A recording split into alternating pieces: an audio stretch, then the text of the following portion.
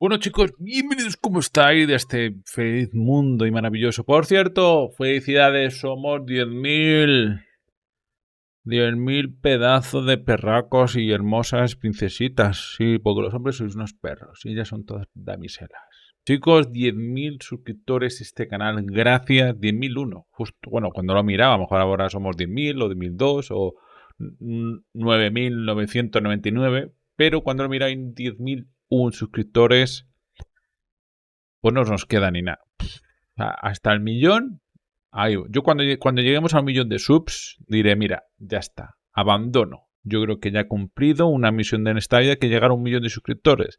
¿Llegaremos algún día? Seguramente no, por eso la emoción, ¿no?, de luchar. Chicos, el vídeo de hoy se llama Los chinos traidores... No, los chinos traidores al Perú en la guerra con Chile. Bueno, un título un poco... Los chiles traicionaron al Perú. Bueno, no sé. Bueno, yo tenía entendido que eran esclavos en Perú los chinos, ¿no? O sea, pero bueno. Dicho esto, vamos a darle caña. Vamos a darle del canal 3 Travel Blogger. Bueno, vídeo oficial lo dejaré abajo para apoyarlo, lo que sea. Veremos una parte, veremos si me gusta, si no, si veo que es largo o tal. Y si veo que os gusta la primera parte, subiremos otra parte. Así que like y comentar. ¿Los peruanos son esclavistas? Lo veremos aquí en este vídeo. 10.000. Somos 10.000 ya. Toma, cacho perro. Peruano en la guerra del Pacífico. A ver, principio. ¿Es verdad que los chinos en Perú traicionaron al ejército peruano en la guerra del Pacífico? O puesto de otra forma, ¿es verdad que un batallón de chinos fue decisivo para la invasión chilena de Lima en esa misma guerra? A raíz de nuestros viajes a Isla de Pascua y al barrio chino de Lima, descubrimos esa historia que en Perú se calla y en Chile se exagera muchísimo. Hoy en Viajando se Aprende te contamos sobre el batallón Vulcano, un batallón de chinos que peleó al lado de Chile en la guerra del Pacífico, en la invasión de Lima. Vaya café me toma más rico. Otro traguito, un momento. Existió entonces este mítico ejército chino que de mano del ejército chileno entra a Lima y les ayuda a ganar y conquistar la ciudad. En pocas palabras, sí, pero para entender exactamente el contexto sin apasionamientos necesitamos centrarnos en tres cosas. Primero, la narrativa de guerra que en ese momento se estaba desarrollando. Propaganda tanto de Perú como de Chile para justificar la guerra de ambos países. Dos, la situación verdadera de los chinos en 1879. Y tercero, la exageración chilena y el silencio peruano sobre este episodio. Porque todo esto arman esta historia que en Chile tiene niveles casi míticos y en Perú, como hemos dicho, casi ni se conoce. Como en todas las guerras, Perú y Chile desarrollaron una narrativa para justificar su participación. Solo para esos, ¿vale? Solo para unos, ¿vale? No para todo el mundo, por supuesto. Para todo ese que el Perú que dijo que los españoles esclavizaron a América. Y claramente, pues hubo esclavos seguro y siervos y de todo, ¿no? Hubo de bueno y malo, claro. Estamos ya en siglo XIX, casi siglo XX. Y había esclavos en Perú. Vamos a ver este vídeo y si hay esclavos en Perú, ¿qué vais a decir? ¡Españoles! ¡Esclavistas! Siglo XIX, casi XX, había esclavos en Perú. Por lo menos en España fue ilegal. En el siglo XVI, gracias a Isabel la Católica. Luego se fue renovando, y casi era legal tener esclavos. Cuando llegaron los Borbones y la decadencia del Imperio Español, llegó a haber otra vez esclavos en España. Bueno, en España no, en el Imperio Español. Bueno, sí, en España también. ¿Para qué mentir? O sea, no por ser esclavo eres rico, al revés. El rico siempre es una pequeña élite que gobierna a todos los demás. Los demás son siervos, campesinos, trabajadores, explotados muchos, y esclavos también, por supuesto. Esta narrativa lo primero que hacen es deshumanizar al enemigo, ponerlo como inferior para justificar su eliminación, por lo general creando alrededor de eso un mito altruista de que somos superiores o tenemos una razón moral más importante para poder atacarlos y eliminarlos. Este video lo estamos grabando en diciembre de 2023 en pleno conflicto de Gaza y creo que es una buena oportunidad para que veamos cómo se desarrollan estas narrativas. Estamos bombardeados en redes sociales por ambas partes, diciéndonos que son ellos los buenos y ellos las víctimas. Sin embargo, a pesar de que no hay una verdad objetiva, con estas narrativas se van haciendo bandos en el mundo que apoyan a Palestina o a Israel. Ahora, imagínense esto mismo en 1879, sin medios electrónicos. Ambos bandos, al margen de por qué y cómo empezó la guerra, lo que tenían que hacer era, uno, convencer a sus connacionales de que esta guerra era una guerra justa y que estaban luchando por la patria, y dos, convencer a la comunidad internacional de la justicia de su pelea. Claramente eso se hacía de forma muchísimo más lenta que ahora, básicamente a través de misiones diplomáticas y publicaciones internacionales y en los mismos países. Estas publicaciones servían para azuzar el nacionalismo y reivindicar los valores de un país por encima del otro. Pero de hecho, antes de la Guerra del Pacífico, las relaciones entre Perú y Chile no solamente eran pacíficas, sino incluso eran de hermandad. Recordemos entonces algunas de las instancias en que Perú colaboró con Chile y viceversa durante el periodo previo a la Guerra del Pacífico. En 1820, en conjunto con las Provincias Unidas del Río de la Plata, lo que hoy es Argentina, Chile envió tropas y barcos para consolidar la independencia peruana. Recordemos además que al no haber fronteras entre ambos países, se formó una paz que parecía en ese momento permanente. En 1823, Bernardo O'Higgins, considerado uno de los padres de la patria en Chile, se exilió en el Perú siendo recibido con honores por las autoridades peruanas y muriendo en Lima. Vaya cagadón acaba de cometer este hombre, vaya cagada. No me esperaba esto. Yo pensaba que era pues, un peruano. Ay, conquista de Nueva España. Fíjate, aquí tiene libros, ¿eh? Tiene libros y no los ha leído, sí o no. Perú no quería la independencia. Perú no. Tú mismo lo has dicho, fue todo un engaño. Ni Bernardo O'Higgins, ni, menos Bolívar, son héroes. A lo mejor en esa época, por mentiras y engaños, fueron recibidos y ¡guau! Es que esto es lo bueno, los españoles son lo malo. Criollos son españoles, nacidos en América. Ya está. Vaya cagadón, bro. ¿Pero qué dice? Pero si Perú fue obligada a independizarse. Fue el país más realista de todo el imperio americano español. Qué pena.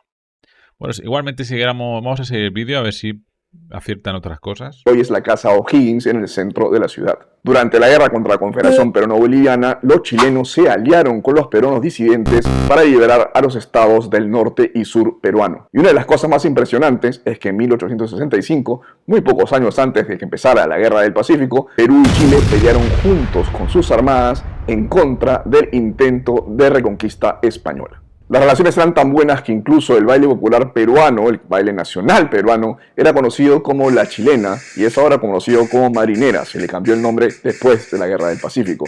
Entonces eran países que eran bastante cercanos. Pero estamos en 1879 y hay que demonizar al enemigo. Un conflicto por el salitre surge entre Chile y Bolivia y Perú trata de mediar pacíficamente. A la vez que media pacíficamente, había firmado un tratado secreto con Bolivia de agresión hacia Chile en caso de un conflicto. Perú incluso permanece neutral cuando Chile invade el puerto boliviano de Antofagasta. Y Chile le declara la guerra conjunta a Perú y a Bolivia el 5 de abril de ese año. La guerra había empezado y era necesario crear narrativas que legitimen la agresión mutua.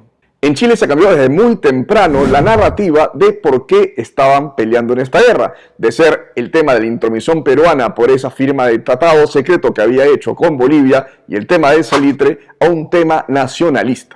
Un discurso basado en la superioridad racial y la necesidad de civilizar a Perú y a Bolivia. Eso era lo que se estaba poniendo en la agenda de los medios de la época en Chile. No solamente hay múltiples textos y diarios de esa época que nos recuerdan esa narrativa, sino que además en las caricaturas a los bolivianos y a los peruanos se les graficaba como africanos, como afros, como negros, y a los chilenos como blancos, como una forma de demostrar su superioridad civilizadora en teoría.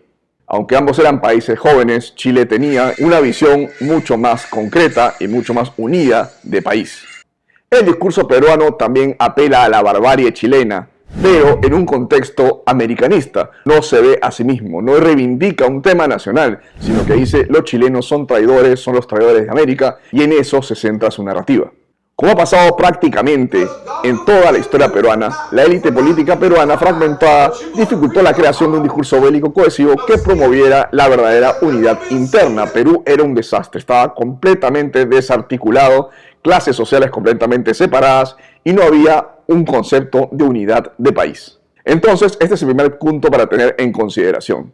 Un discurso muy fuerte y muy reforzado entre la población chilena de que este era un conflicto que iba más allá de intereses económicos y que tenía más que ver con la creación de una percepción de superioridad moral por parte de Chile. Esta superioridad también además era ética y racial. La mayoría de chilenos de la época estaban convencidos de que entraban a civilizar al Perú. Y en particular los llamados rotos, que para el momento de la batalla de Iquique empezaron a enrolarse masivamente en el ejército.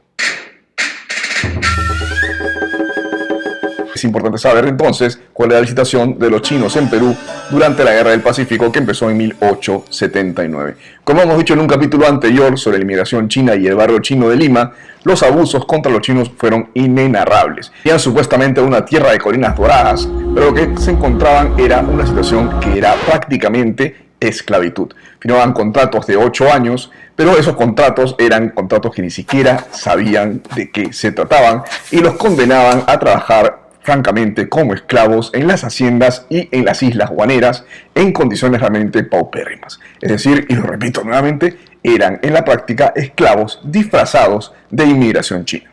Los abusos practicados contra estos culíes chinos por los empresarios de la élite peruana, que ante la abolición de la esclavitud no buscaron crear un sistema de repartición más justo, sino más mano de obra gratuita, son realmente vergonzosas.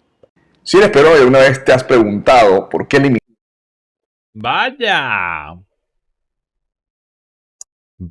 Vaya con esas personas peruanas que hablan de los españoles esclavistas.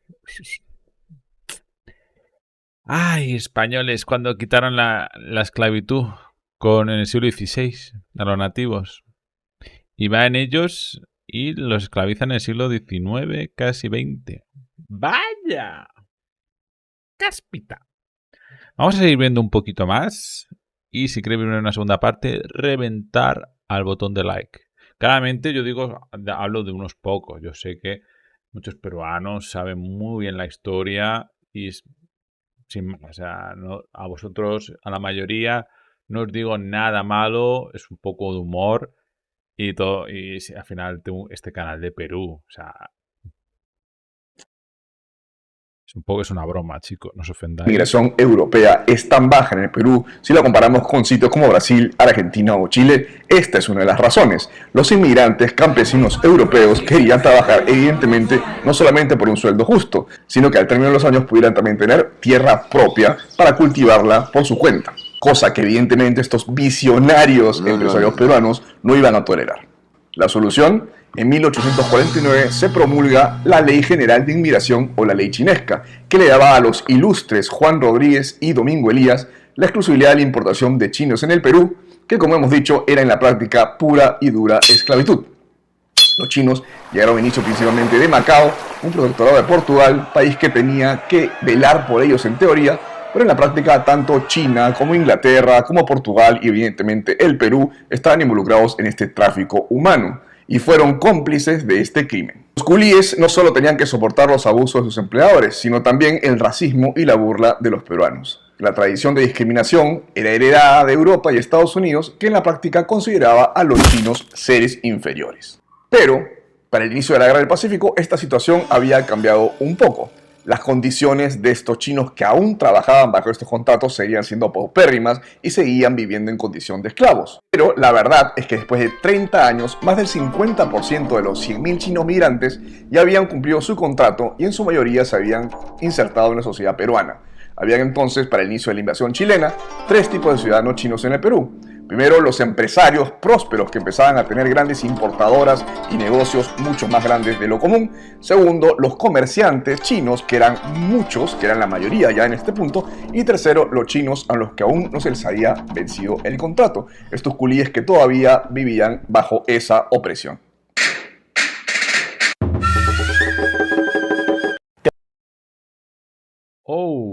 Oh, mama, aquí tenemos un giro de la película, chicos. Un gran giro, ¿eh?